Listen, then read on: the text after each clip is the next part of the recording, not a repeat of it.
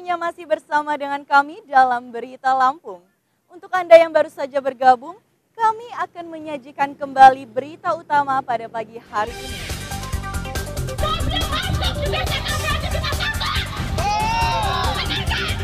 Lahan dipatok seorang jaksa, puluhan warga desa Malangsari, Lampung Selatan berunjuk rasa di kantor Kejati tuntut berantas mafia tanah.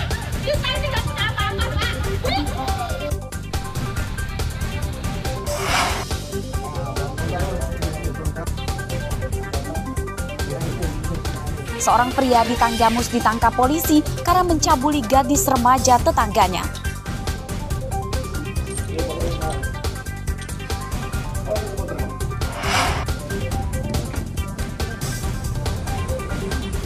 Warga Kecamatan Lumbok, Seminung, Lampung Barat bertaruh nyawa saat melintasi jalan rusak di daerahnya.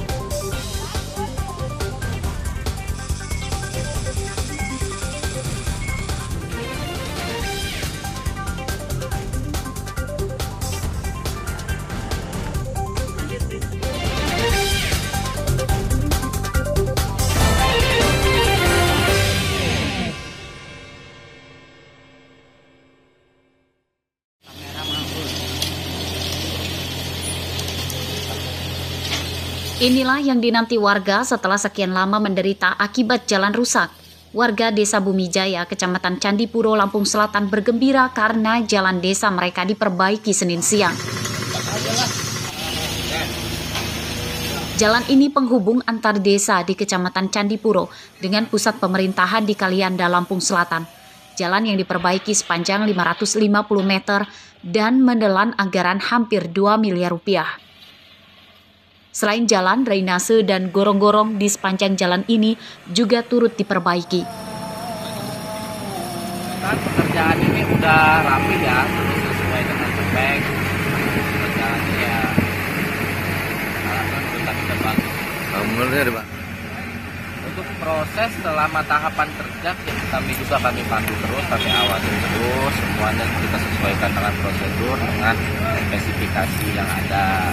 Dulu jalannya jelek, berlubang-lubang, susah dilewatin. Oh gitu. Sekarang jadi baik. Jadi enak ya dilewatinya. Lancar ya, Bu? Iya. Jalan rusak di Lampung sangat mudah ditemui dan masalahnya belum kunjung terselesaikan meski telah berkali-kali berganti kepala daerah. Warga Lampung mendesak Gubernur Lampung memprioritaskan perbaikan jalan. Ari Susanto melaporkan dari Lampung Selatan.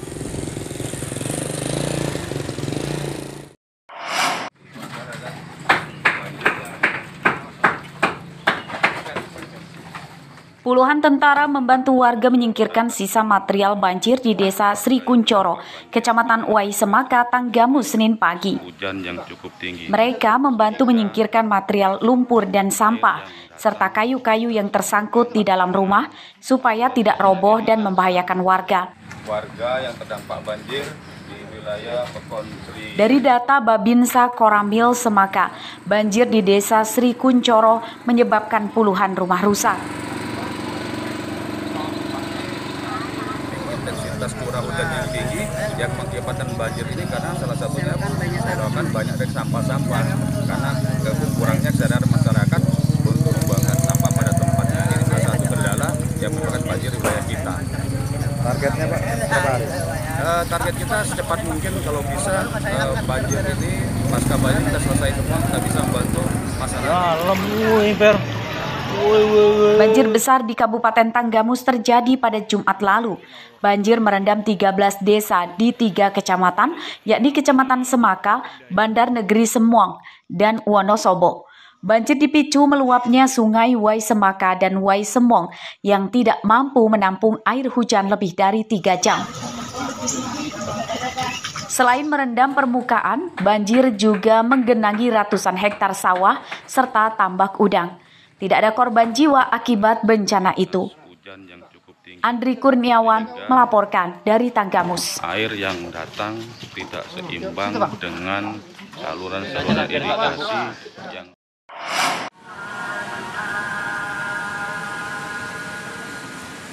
Keunggulan geografis dan kekayaan alam Lampung berpotensi sebagai sumber ketahanan pangan untuk beberapa komoditas pertanian pengganti beras. Hal itu disampaikan pihak Kementerian Pertanian yang mengunjungi Balai Pertanian Lampung Senin siang.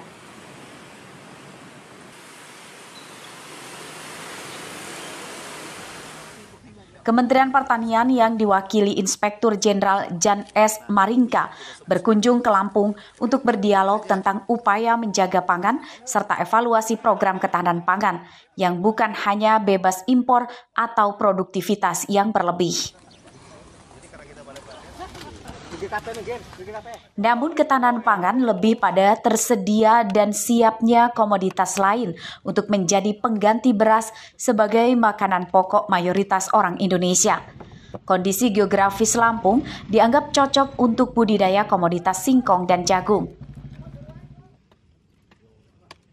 Untuk Lampung kita melihat kan ada seperti singkong, ada juga jagung.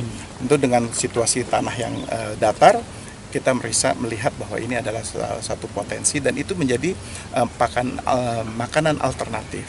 Nah ini juga di berbagai daerah lain ada sorghum misalnya seperti itu. Ini kan juga menjadi program-program prioritas bahwa makanan-makanan pengganti inilah yang kita harapkan bisa menjadi substitusi pengganti beras. Balai Pelatihan Pertanian Lampung kini tengah mengembangkan teknologi pertanian modern bernama Smart Farming Low Cost atau pertanian cerdas dengan biaya murah. Teknologi itu masih terus diuji coba tingkat keberhasilannya. Arsadi Saputra melaporkan dari Bandar Lampung.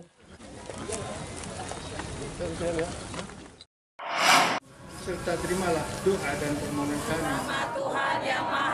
Lebih dari 1.400 petugas pendata registrasi sosial ekonomi atau Reksosek 2022 dari Badan Pusat Statistik atau BPS Bandar Lampung sudah disiapkan.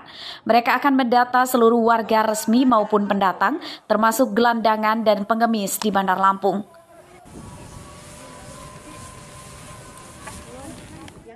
Pendataan serentak dijadwalkan selama 1 bulan hingga pertengahan November 2022 mendatang. Petugas akan datang dari rumah ke rumah warga dengan melibatkan ketua RT di wilayah masing-masing.